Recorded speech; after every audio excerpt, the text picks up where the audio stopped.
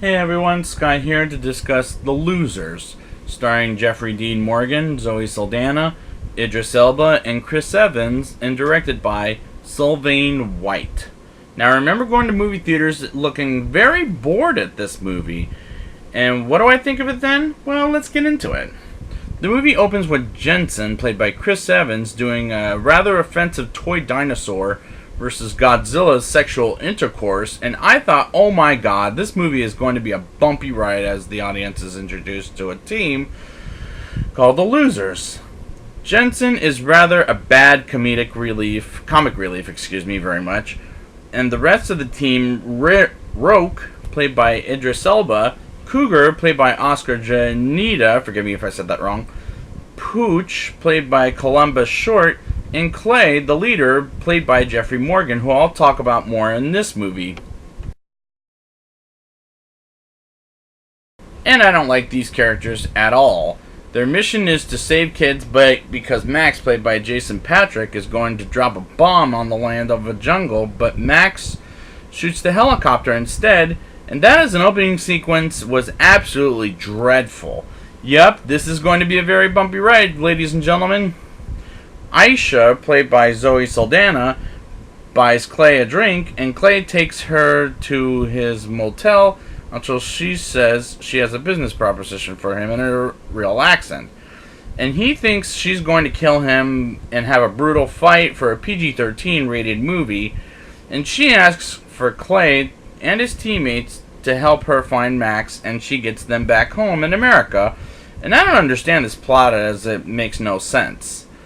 They arrive in America with Aisha and to go after Max, and start off with Jensen and Rogue playing dead so they can steal a GPS from the military, and shoots them to knock them out with nonsense for this movie. This whole movie is nonsense. I find it very hard to believe that this is a 97-minute movie because the writing is poor, the acting is poor, the stupid revenge plot has been done so many goddamn times to the point it's become cliche. Jensen goes into an elevator to hijack Mr. Anderson's computer while listening to Don't Stop Believin', which is a good song by Journey until they remade it so many damn times. Jensen manages to shoot two guards thanks to Cougar, and his Clint Eastwood impression is good, but the scene is staged poorly, unfortunately. This piss poor of a plot is all over the place, to the point that it's a mess. Unfortunately, I still don't like these characters.